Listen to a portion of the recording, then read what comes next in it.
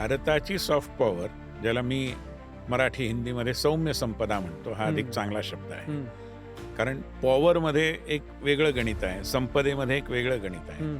तर ही जी सौम्य संपदा आहे आपली, तिचा प्रभाव शतकानुशतक जगावर राहिलेला आहे. म्हणजे रामायण महाभारताचं उदाहरण घेतलं तर अनेक शतकं रामायण महाभारत केवळ भारतीयांच्याच मानसावरती एक गारूड करून राहिला असं नाही, तर ही दोन्ही महाकाव्य जी आहेत त्यांचा प्रभाव जगातल्या अनेक देशांमध्ये पूर्वी होता, आजही आहे.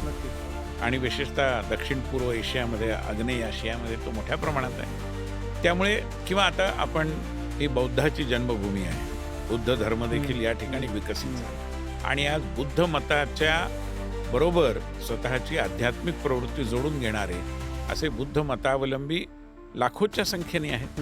त्या सगळ्यांना भारत ही एक पवित्र स्थान आहे. त्यांना बोधगयेला यायचं असतं, वाराणसीत सारनाथला जायचं असतं.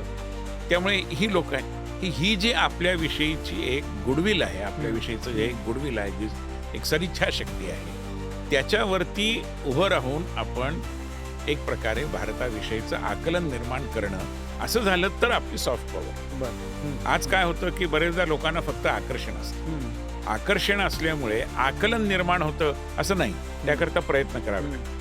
म्हणजे भारतीय खाद्य प्रकार, आज जगातली एकही राजधानी अशी नाही देशाची की जिथे भारतीय रेस्टॉरंट नाही.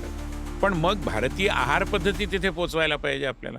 नुसतेच वडापाव घेऊन जाऊन चालणार नाही. तर आपल्या विविध आहार पद्धतीतली जी अनेक वैशिष्ट्ये आहेत ती मांडली पाहिजेत.